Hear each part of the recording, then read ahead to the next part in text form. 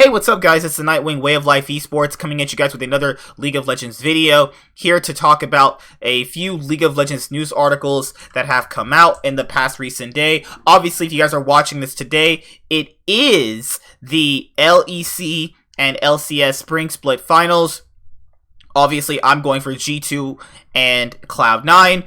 Other people are probably going to be going for Cloud9 if you're in North America, and then it's pretty much up in the air for Fnatic and G2 if you are watching Europe. And I definitely want to wake up and watch those matches because that is going to be a really exciting match for G2 and Fnatic. But looking at the news articles we have is Blaber wins the 2020 LCS Spring Split MVP award. I personally think that Nisy should have got it because of how much he actually impacted Cloud9, and he even talked about how he kind of replicated Doinby's playstyle, and the fact that he kind of replicated it means that you even saw it in his gameplay, and even to much weird extent where you saw him winning a lot of his matchups too. He didn't really exactly play like Doinby, but you could kind of see where he kind of modeled his playstyle at, because Nisy is not like the strongest mechanical laner. Obviously, when it comes to most mid laners, it's just that his way of laning works for specific teams, and I think it works really well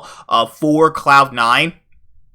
And if you look at, obviously, how much Nisy has helped Cloud9 in a certain way, where obviously, you know, he has been facilitating a lot of the lanes, he roams effectively, he's normally winning his lane matchup, he skirmishes really well, he's always the first to objectives. Once he roams, he either kills the enemy opposition, thus giving his teammate a chance to obviously start winning, get a few waves, come back, then they're now winning. And I think those are what an MVP quality player should be, like what he's been providing. I'm not saying Blaber has not been providing anything. Obviously, Blaber has been absolutely amazing this split. And obviously, we even had Vulcan and Sven in the MVP voting too. Like, Vulcan has been playing out of his mind. So has Sven. Like, if you wanted to make a most improved, then obviously Sven is one of the most improved, coming from his TSM Spring Split Finals inting self, obviously. And even him, he's outplayed literally every single bot laner in the actual league. I mean, it's been 100% incredible how much he's actually improved. And he was always better than Sneaky. You know, I think people just wrote the narrative that TSM just ruins players, and obviously you don't want to like ride narratives. That's not what you want to do. You want to make your own mind on certain things, but there are narratives that follow with certain players, obviously. But Sven was always better than Sneaky. It's just that on TSM, it's really hard for once good players to show that they were once good, because, you know, it's obviously TSM. But I always knew in the back of my head that he was never a bad player. It was just the environment he was in did not produce that. There was a reason why people had TSM like second place to Team Liquid when Sven and Mithy came over here back in spring 2018. There's a reason why they were called best in the West. Now, I don't really believe that, but Sven himself is a great player, and I always knew he could shine on a roster like this and shine with Cloud9 because they're giving him the overall freedom to do what he thinks he needs to be able to do. And you're seeing that in all the Cloud9 players. They all have MVP qualities in themselves. Licorice played weak side and then played that really well, and people still consider him. How can you play weak side that well and still get considered top 2? People said that someday, obviously, if you're not counting a Cloud9 member should have got it. That's also true as well, because he was literally dragging his team through the dirt. If you don't think that someday at least deserves MVP nominations, I clearly don't know what league you've been watching, but there's also Power of Evil, Ignar, the FlyQuest duo. Those guys are literally MVPs in their own way. Without those two on FlyQuest are probably not going to be in the finals in general, and obviously they played really well. You have Jizuke, but he inted really hard first part of the split, but then did look a lot better and did show why he was worth the pickup. I don't understand why they have Bjergsen and Frog in there. That just seems kind of trolling, so I'm not going to go over that. That's only going to make me mad, because that's just stupid. What, you're putting the 4th best mid in MVP voting? Like, alright, Riot, we get your fan bias towards Bjergsen. I understand. Why is Frog in there? I'm not even going to entertain that stupid idea. So, Yeah, I truly believe that Nisy should get it. I think a lot of people like to ride narratives when it comes to these things, but they're not actually looking at gameplay and what this person is doing and how they're being set up to actually win. How you're set up to win shows who the better players are, and I think that was Nisy. But if you choose Blaber, that's personally okay. It's all opinion at the end of the day, but I think that Nisy should get it because I'm hashtag Team Nisy. Alright, so Blaber wins the MVP. Obviously, Cloud9 put out a video. I can't play this video because it'll give me a copyright strike because it adds, certain music that is not allowed by YouTube. That's just how YouTube works. He added outstanding KDA, 6.6 KDA, over 70% kill participation.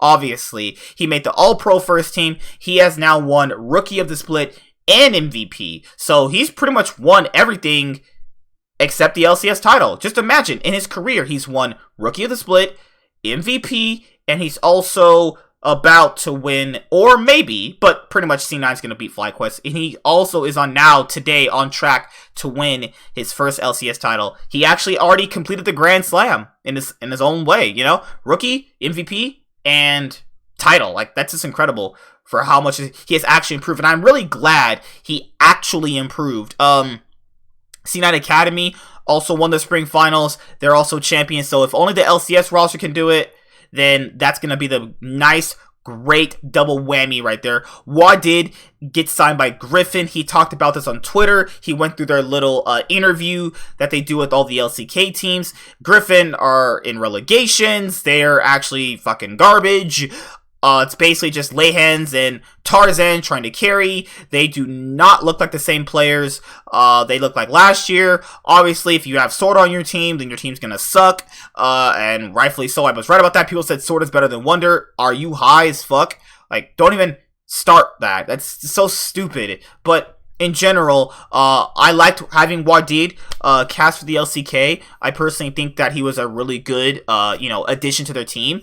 It's kind of sad he's going to be on Griffin, but he's going to help them, obviously, not get relegated, so that's going to look good for his career if he obviously can save them. Griffin just didn't look the same since their big scandal they had. Victory 5 goes winless in the LPL Spring Split.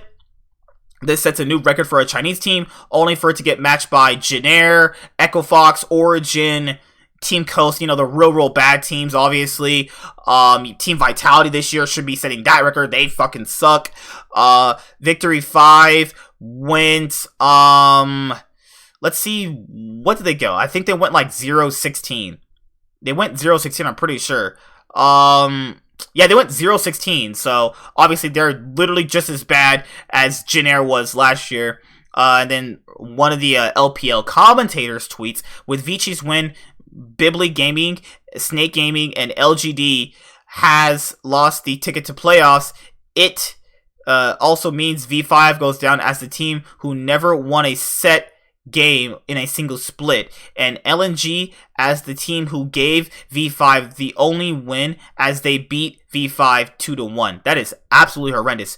V5 goes 0-16, but they did win a match, if I'm not mistaken. Like, I don't really pay attention to their games. Their games are really bad, honestly. It's just so bad. But they won something, so, oh my god. They had a score of Lord, holy moly. They're just not good.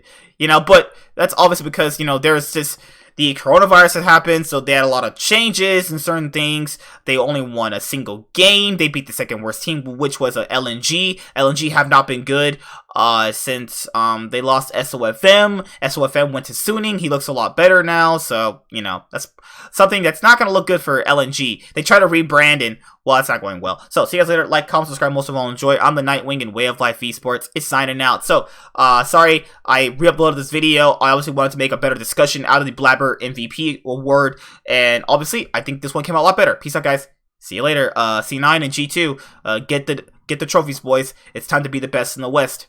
I know you can. See you guys later. Peace. Hi there, guys. Be sure to like and subscribe to the channel for more stuff. Yeah, thank you.